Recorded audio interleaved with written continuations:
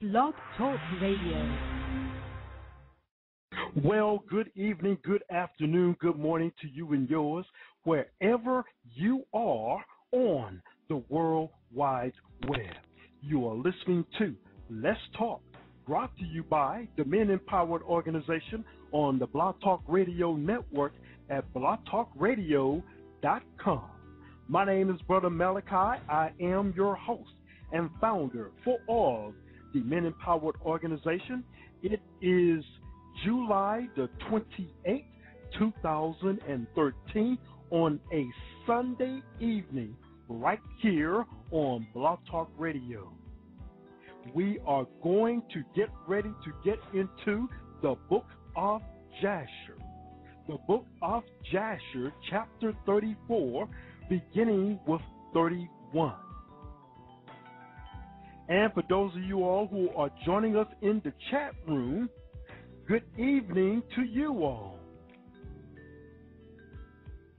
We are ready for another edition of the Book of Jasher, as well as playing the weekly commentary from WJMG right here in Hattiesburg and Laurel, Mississippi area, 92.1 on your FM dial. I'd like to remind you, if you'd like to join in on our show conversation while we are here live, you can hit us up at 347-205-9279. And as always, the Men Empower Organization phone line, when we are not on the air, you can always hit us up at 504-484-9388, as well as 601-297-2927.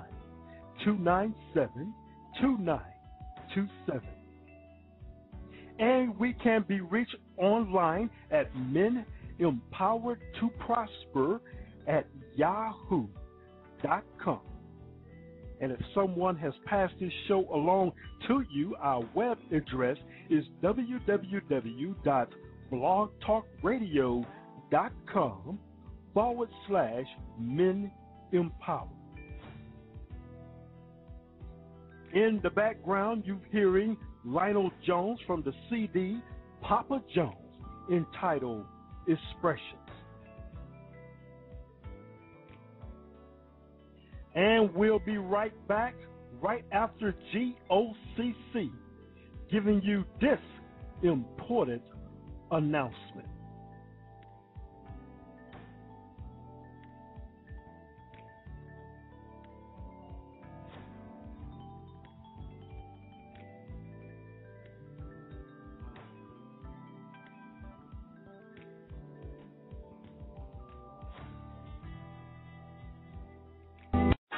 Read it. Verse 12. Amos chapter 8, verse 12. And they shall wander from sea to sea. And they shall wander from sea to sea. That means you're going from this place to this place. Well, let me go over here. Oh, this time I don't like that. Well, let me go over to the Christian church. Well, I don't know. Well, maybe let me go into Hinduism. Well, I don't know. I don't like this church because this preacher says this. I don't like this church because this preacher says that. Let me tell you, if you were in the Word, it wouldn't matter what the preacher would say. If you was in the Word, you'll be able to see over what he teaches. But you're going from sea to sea, all over the place. Read. Amos chapter 8, verse 12. And they shall wander from sea to sea, and from the north even to the east. Go ahead. They shall run to and fro to seek the word of the Most High, and shall not find it. You're going to wish one day you was able to sit in your cushy house and cut on your computer and see the word of the Most High. You're going to long for that time. You're going to wish you had that opportunity. Soon reading the Bible is going to be against the law of the earth. Soon. They're moving everyone into a new age movement. And the only thing you can believe in is yourself. And you are being programmed.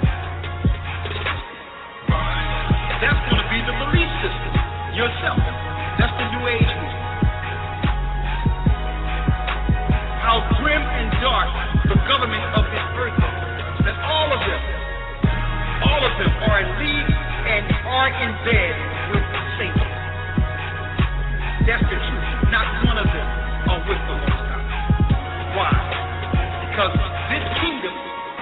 was given into the hand of Satan. Job 9 and 24 tells you the earth was given into the hand of the wicked. So in order for you to rule in this government, you must go to Satan to get your power. He tried to offer it to Christ. Christ denied it. But who took it? All the governments in this earth who will soon pay. They live lavishly in this earth off the bones, blood, sweat, and tears of the children of Israel. Yes, but now they have to pay. It's time. All these wars in the earth are culminating. They're leading to their own demise. And we're just the people with no weapons. This is our weapon. The only thing we have is this, Christ, in the name of the Most High, and we'll win.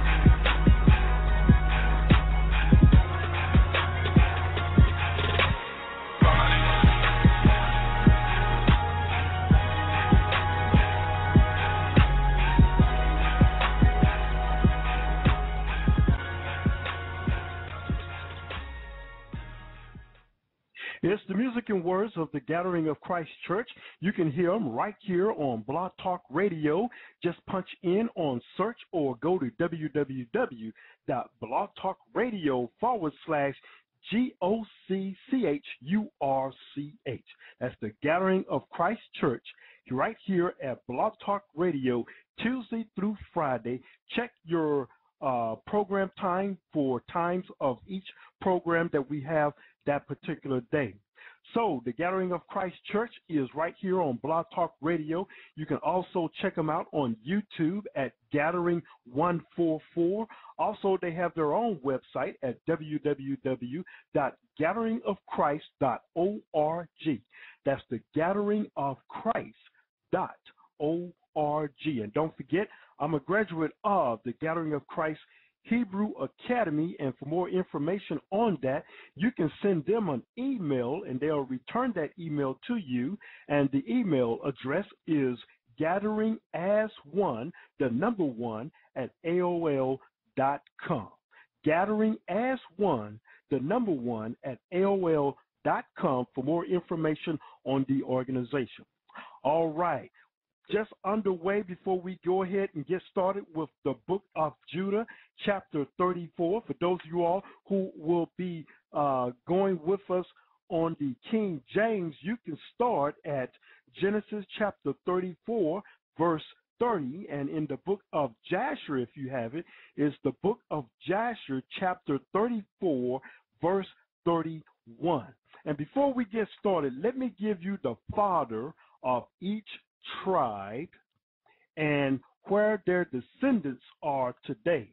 So if you want to know where did the children of Israel disperse to after they were ran out of Israel and into West Africa, and then it started the transatlantic slave trade, let me give you this, which can be found in Genesis chapter 49. Genesis chapter 49, verse 1, you can see all the tribe names or all the sons of Jacob, the sons of Jacob. And the way Hebrews have their name is mentioned by their attribute. And we're going to get the meaning of the name. We're also going to give you the location of each tribe's descendants, or the descendants of each son of Jacob. Let's begin with the firstborn, and that is Reuben. His meaning is see a son. And the location of his descendants are the Aborigines of Australia, as well as the Seminole Indians right here in the state of Florida. Simeon is affliction heard, and it is their descendants are in Dominican Republic. Levi, meaning joined to me, those are the Haitians today. Judah, the praise of God, those are the African Americans right here in the U.S. and Canada. Zebulun, the dwelling, those are the Panamanians. And Ephraim, which is fruitful, those descendants are the Puerto Ricans. Manasseh, The meaning is made to forget. Their descendants are the Cubans. Naphtali, Naphtali, my wrestling. My wrestling is the meaning of Naphtali. Those are the Hawaiians and the Pacific Islanders. The Hawaiians and Pacific Islanders. To give you an example, is this wrestler slash actor Rock would be in that particular category. The actor Rock would be in that particular category, which is a Pacific Islander, and that tribe he's from is Naphtali. The tribe of Gad, that is the meaning of the tribe of Gad is troop, the North American Indians.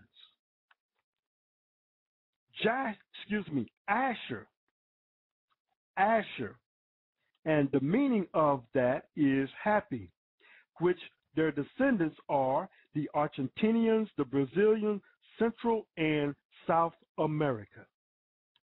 Issachar, meaning he is a hire. He is hired. Those are our brothers and sisters south of the border, the Mexicans, which are now in the USA. Most urban areas see them practically every day.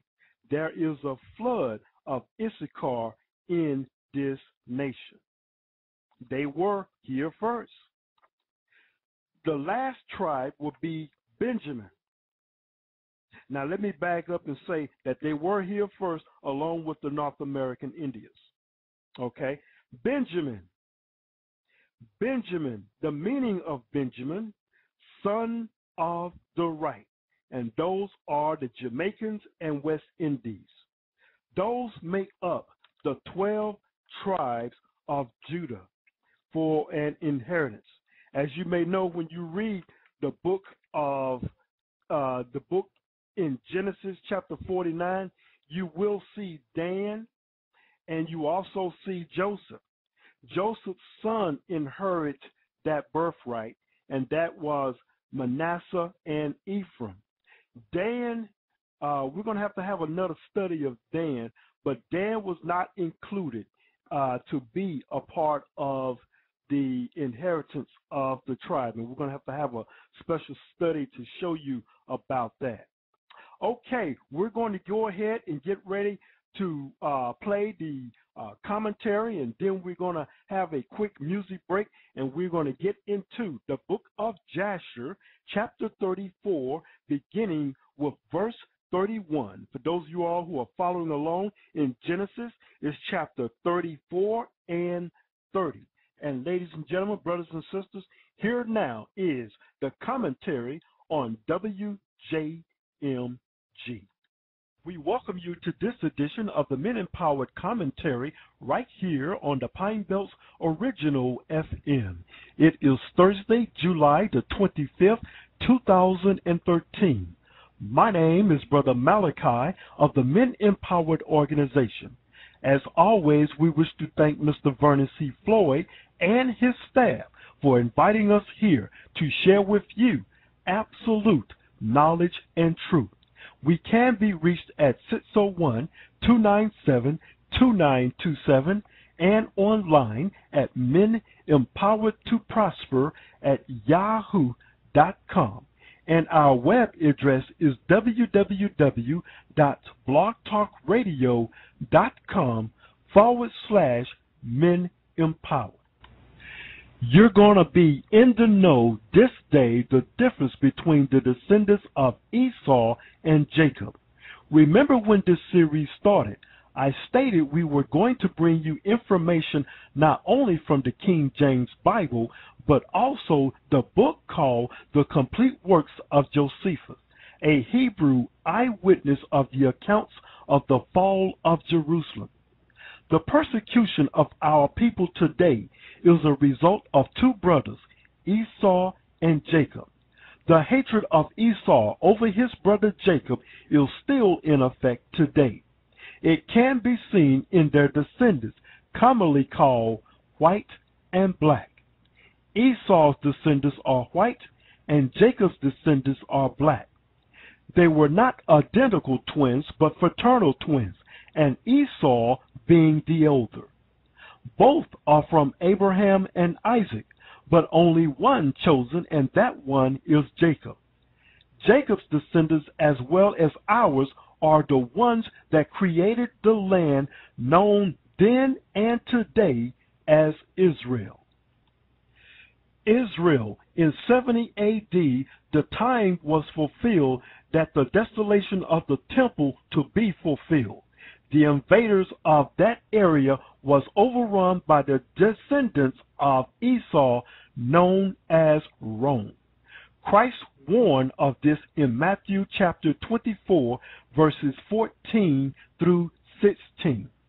Verse 14, and this gospel of the kingdom shall be preached in all the world for a witness unto all nations, and then shall the end come.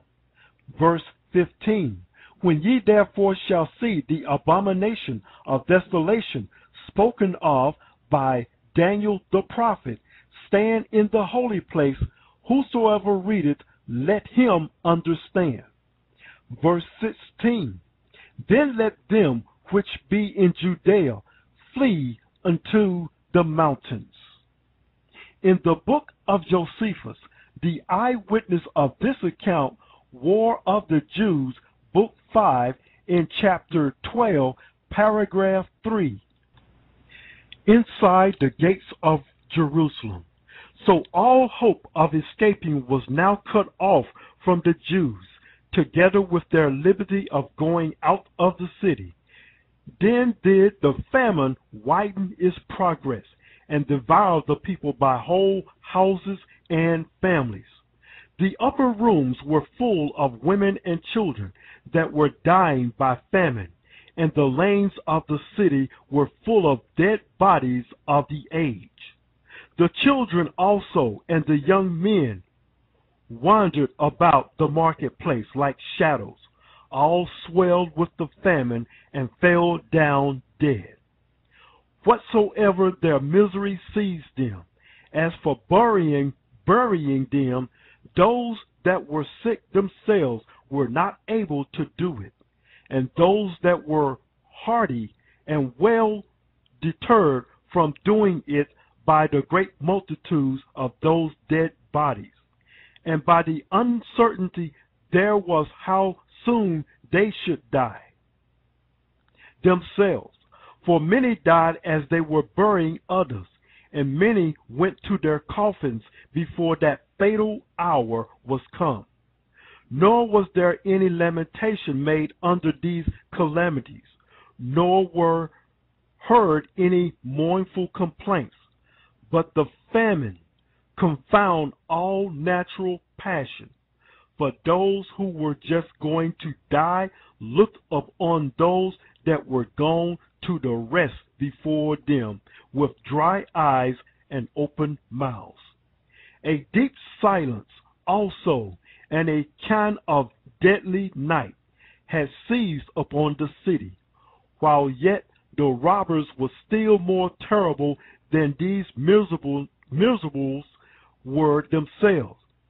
For they break open those houses, which were no other than graves of dead bodies, and plundered them of what they had, and carrying off the covering of their bodies, went out laughing, and tried the point of their swords in the dead bodies, and in order to prove what metal they were made of, they thrust some of those through that still were laid alive upon the ground. But for those that entreated them to lend them their right hand and their sword to dispatch them, they were too proud to grant their request, and left them to be consumed by the famine. Now every one of these died with their eyes fixed upon the temple, and left the sedition alive behind them. Now the sedition at first gave orders that the dead should be buried out of the public treasury, as not enduring the stench of their dead bodies. But afterward, when they could not do that, they had them cast down from the walls into the valley beneath. Continuing on in paragraph 4 of Jerusalem, siege by the Romans surrounded the city. Paragraph 4 reads, however, when Titus, in going his rounds along those valleys, saw them full of dead bodies, and the thick putrefaction running about them, he gave a groan, and spreading out his hands to heaven, called God to witness that this was not his doing, and such was the sad case of the city itself.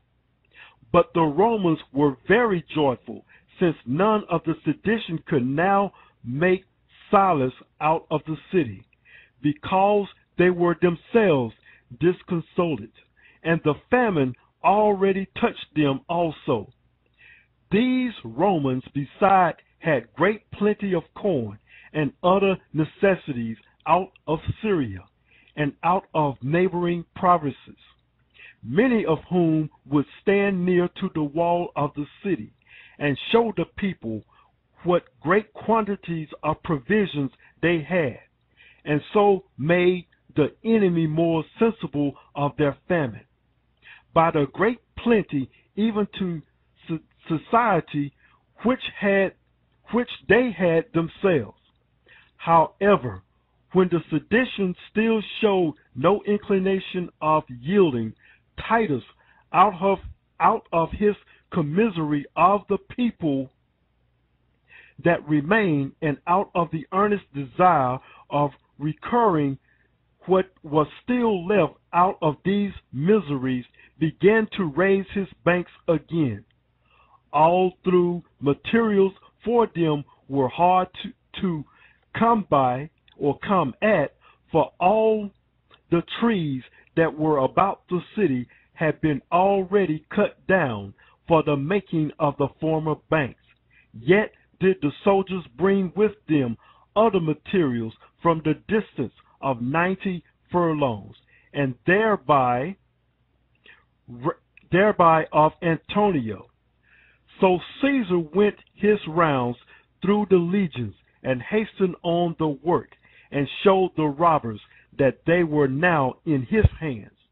But these men, and these only, were incapable of repenting of the wickedness they had been guilty of, and separating their souls from their bodies, they used them both as if they belonged to other folks, and not to themselves, for no gentle affection could touch their souls, nor could any pain affect their bodies, since they could still tear the dead bodies of the people as dogs do, and fill the prisons with those that were sick. These are the accounts of Esau's descendants, Rome, conquering Jerusalem.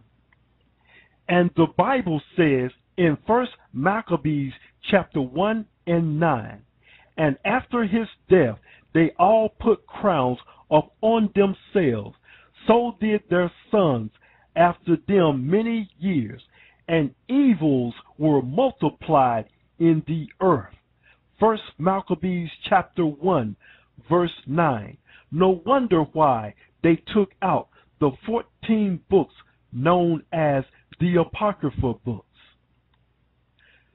That was then, and this is now. The accounts of Esau's descendants and Jacob's descendants. Because of time, I will just mention these accounts for you to do some research. Fort Negro in Florida. Tulsa, Oklahoma riots, Tulsa, Oklahoma. Rosewood in the state of Florida. Medgar Evers in the state of Mississippi.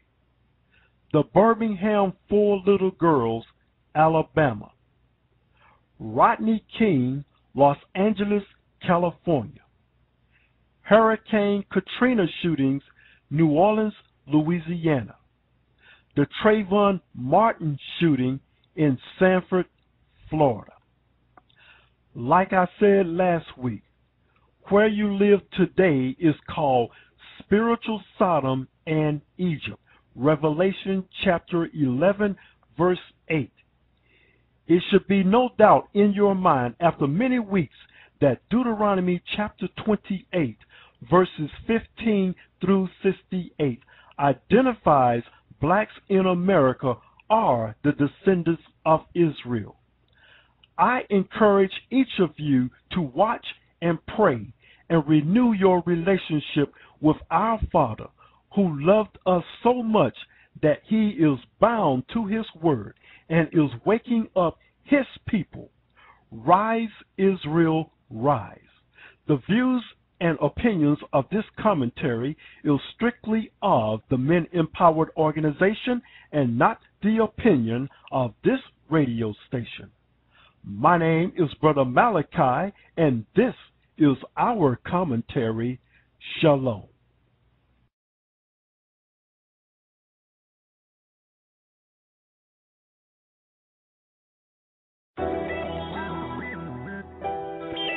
Can't judge nobody, Ain't got no heaven or hell, Just trying to reach somebody.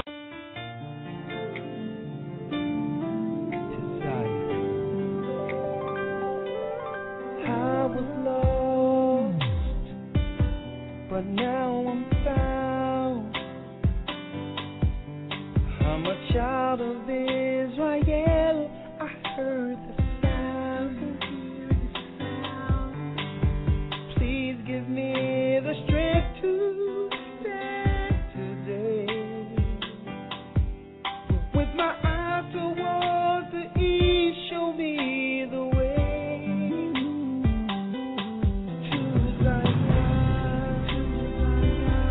I'm on my knees, laying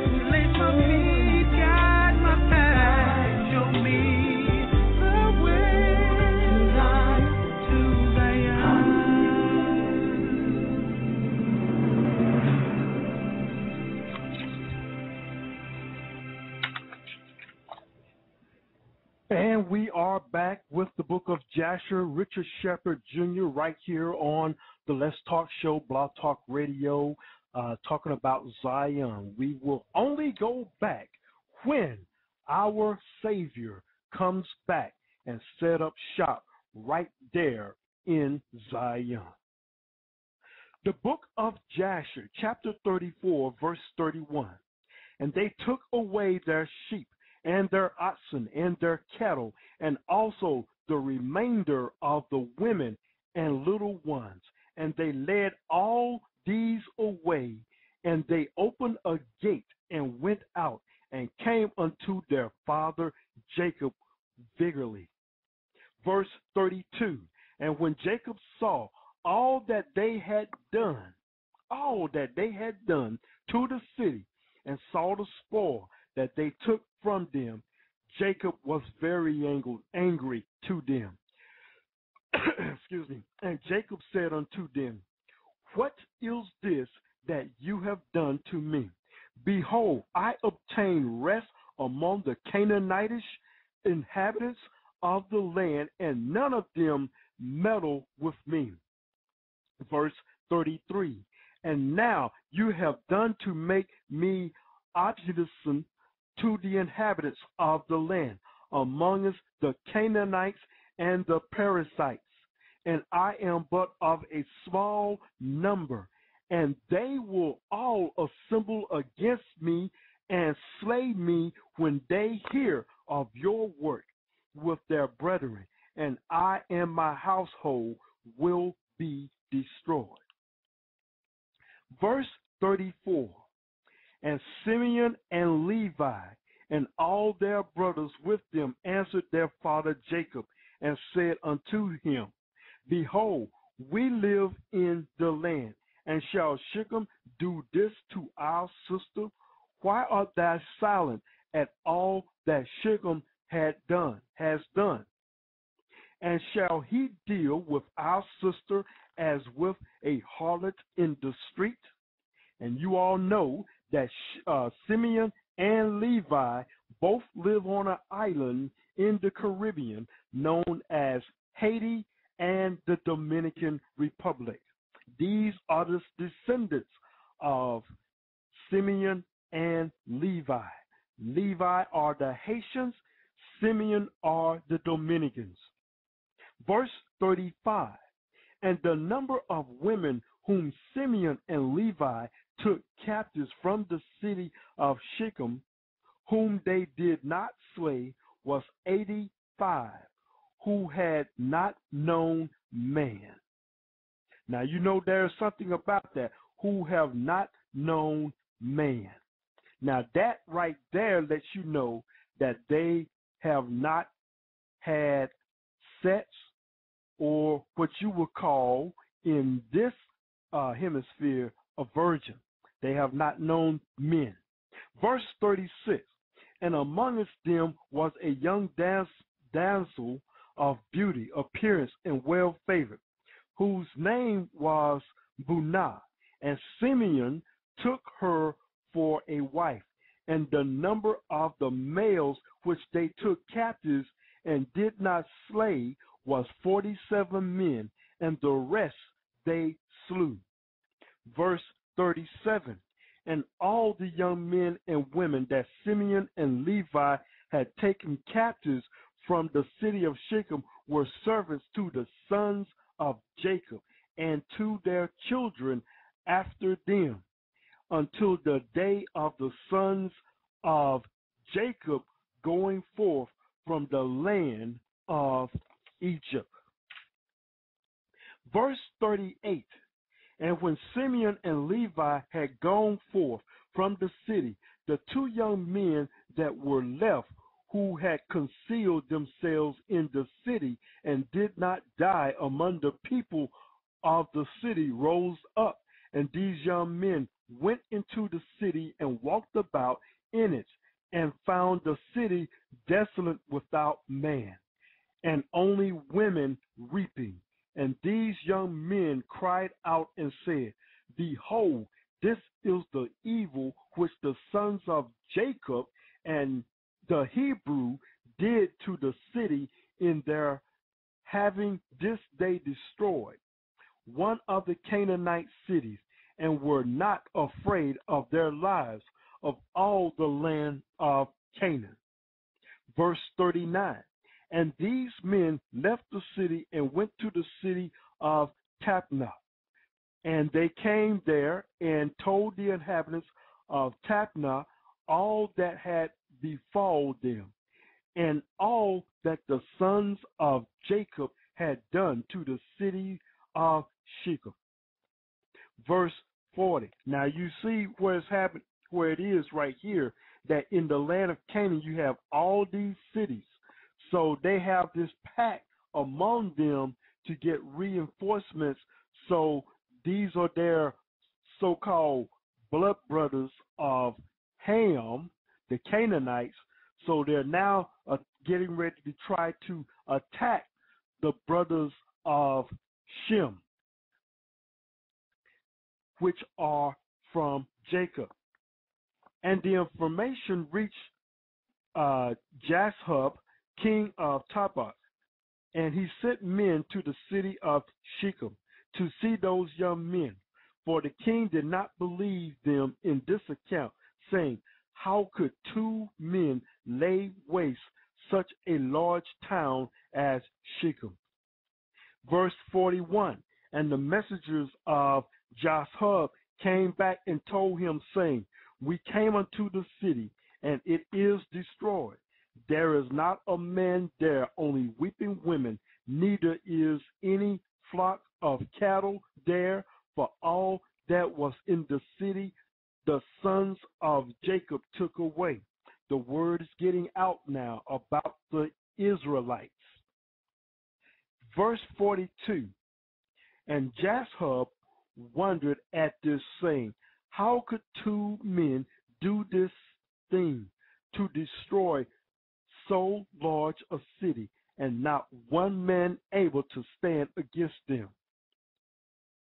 Verse 43, for the like has not been from the days of Nimrod, and not even from the remote time has the like taken place.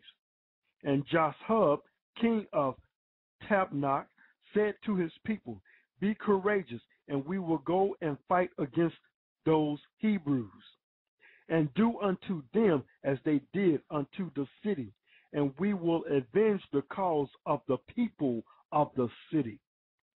Verse 44, and JEWEDuP, king of Tapnach, consulted with his counselors about the matter, and his advisors said unto him, alone thou wilt not prevail over the Hebrews, for they must be powerful to do this work to the whole city. And he is absolutely right, because the Most High is the power of the Hebrews. Verse 45, if two of them lay waste the whole city, and no one stood against them, surely if thou wilt go against them, they will all rise against us and destroy us likewise. Verse 46, but if thou wilt send to all the kings that surround us, and let them come together, then we will go with them and fight against the sons of Jacob. Then wilt thou prevail against them.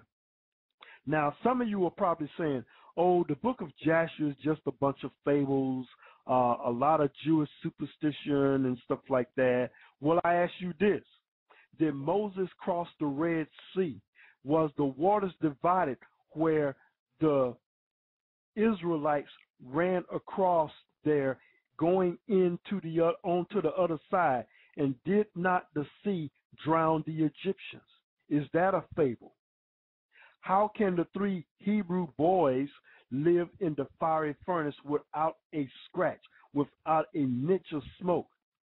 How can Samson do all these things that the Bible says he did?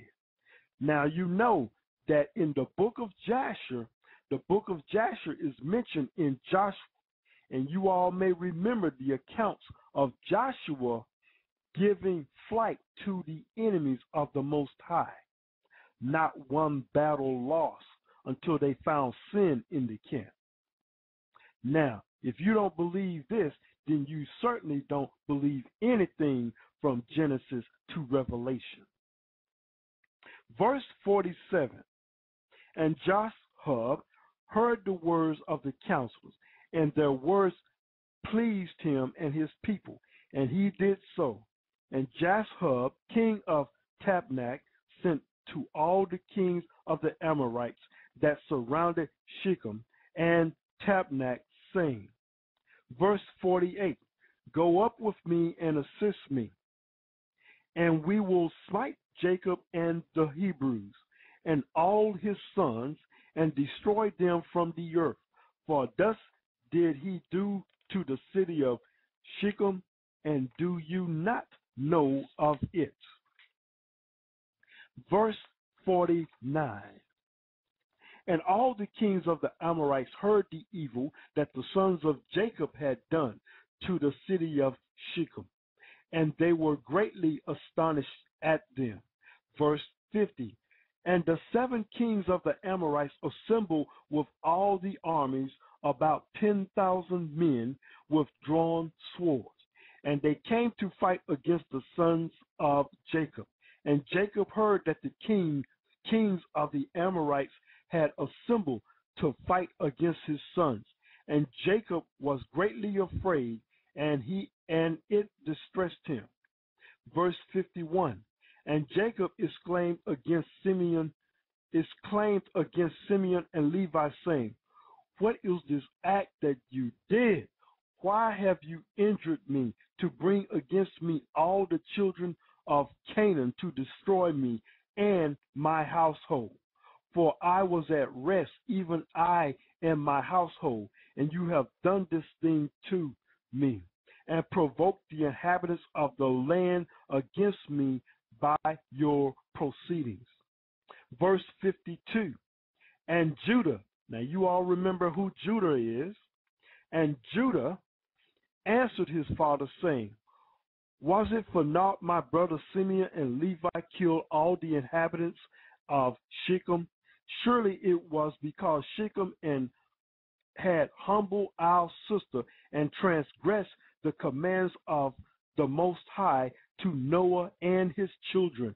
For Shechem took our sister away by force and committed adultery with her. Verse 53, and Shechem did all this evil, and not one of the inhabitants of his city interfered with him to say, why will thou do this? Surely for this my brother went and smote the city, and the Most High delivered into their hands, because its inhabitants had transgressed the commands of our God. It is then for naught they have done all this. And now why art thou afraid or distressed? And why art thou displeased at my brothers? And why is thy anger kindled against them? Verse 55. Surely the Most High God, who delivered into their hand the city of Shechem and his people, he will also deliver into our hands all the Canaanite kings who are coming against us, and we will do unto them as my brothers did unto Shechem. Faith is speaking out now. Verse 56. Now be tranquil about them and cast away thy fears, but trust in the Most High thy God, and pray unto him to assist us and deliver our enemies into our hands. Verse 57. And Judah called to one of his father's servants, go now and see where those kings who are coming against us are situated with their armies. Verse 58. And the servant went and looked far off, and went up opposite Mount Sihon, and saw all the camps of the king standing in the field. And he returned to Judah and said, behold, the kings are situated in the field with all their camps, a people exceedingly numerous, like unto the sands upon the seashore. Lots of people. Lots of people. Verse 59, and Judah said unto Simeon and Levi, and unto all his brothers, strengthen yourselves and be sons of valor, for the Most High our God is with us. Do not fear them. Verse 60, stand for each man, gird with his weapons of war, his bow and his sword, and we will go and fight against these uncircumcised men, the Most High uncircumcised men. The Lord is our God. He will save us. Here's faith speaking, just like when David went against Goliath. Verse 61, and they rose up, and each girded on his weapons of war, great and small, 11 sons of Jacob, and all the servants of Jacob with them. Verse 62, and all the servants of Isaac who were with Isaac in Hebron, all came to them equipped in all sorts of war instruments. And the sons of Jacob and their servants, being 112 men, went toward these kings. Only 112 men went toward these kings, and Jacob also went with them. And the sons of Jacob sent unto their father Isaac, the son of Abraham, to Hebron. The same is Kiret Abra, saying, pray, we beseech thee, for us unto the Most High our God, to protect us from the hands of the Canaanites, who are coming against us, and to deliver them into our hands. And Isaac, the son of Abraham, prayed unto the Most High, for his sons, and he said, O Lord God, thou didst promise my father, saying, I will multiply thy seed as the stars of heaven, and thou didst all promise me, and establish thou thy word. Now that the kings of Canaan are coming together to make war with my children, because they committed no violence. Verse 66, now therefore, O God of the whole earth, pervert, I pray thee, the counsel of these kings, that may not fight against my sons. Verse 67, and impress the hearts of these kings and their people with the terror of my sons, and bring down their pride, and that they may turn away from my sons. Verse 68, and with thy strong hand and outstretched arm deliver my sons and their servants from them, for power and might are in thy hands to all of this. Verse 69, and the sons of Jacob and their servants went toward their king, and they trusted in the Most High God. And whilst they were going, Jacob their father also prayed unto the Most High, saying, O Lord God, powerful and exalted God, who has reigned from days of old, from this till now and forever. Verse 70, and last verse of the night. Thou art he who stirred up wars and caused these to cease. In thy hand are powerful and might to exalt and to bring down. O may my prayer be acceptable before thee, that thou mayest turn me with thy mercy to impress the hearts of these kings and their people with the terror of my sons, and terrify them and their camps, and with thy great kindness deliver all those that trust in thee. For it is thou who canst bring people under us and reduce nations under our power. This is the conclusion of the book of Jasher, chapter 34. We will begin Jasher chapter 35 next Sunday right here on the Men Empowered Radio Show on Blog Talk Radio. My name is Brother Malachi. Until next time, we wish you peace and farewell. Shalom. You don't understand, see. You don't get it. People don't understand, man. I'm a free man. I don't mean just out of jail. I am they just don't free at understand. last. Boy,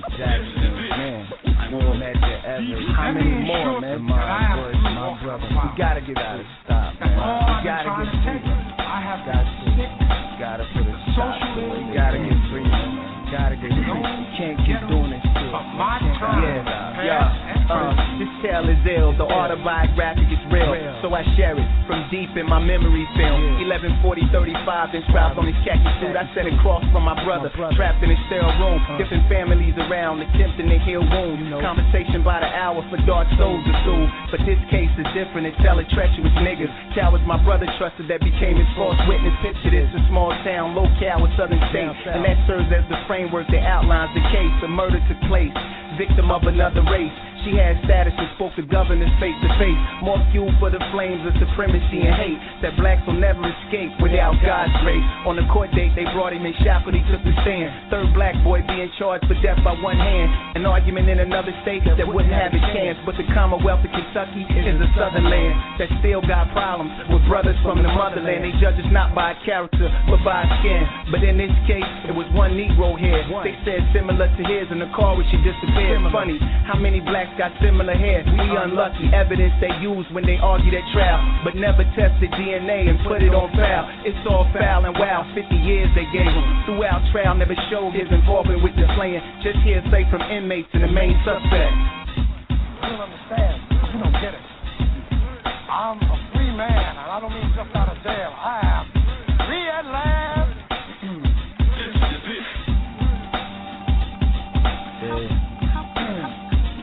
Gotta get free, man. Be more substantial evidence, man. Testimonies from local bums in a segregated city is the evidence they use to convince the jury committee. But really, that's only the second level of injustice. The first level was the lie detector test they shuffled. The main suspect fell too. But detectives lied to the judge to get a warrant through. For who? You guessed it, my brother's name in the loop. The table now set for Southern hospitality soup, and they be cooking black boys by ones and groups. Straight out their youth, they stamp them by stretching the truth. But don't get it twisted, I hate anything that's corrupt. But when the government is guilty, tell me who can you trust? Now 14 of the 50 years my brother is done, and never had nothing to do with the death of the gun, but was violently prosecuted by a snake with a tongue. No wonder we burn with hatred like the rage of the sun.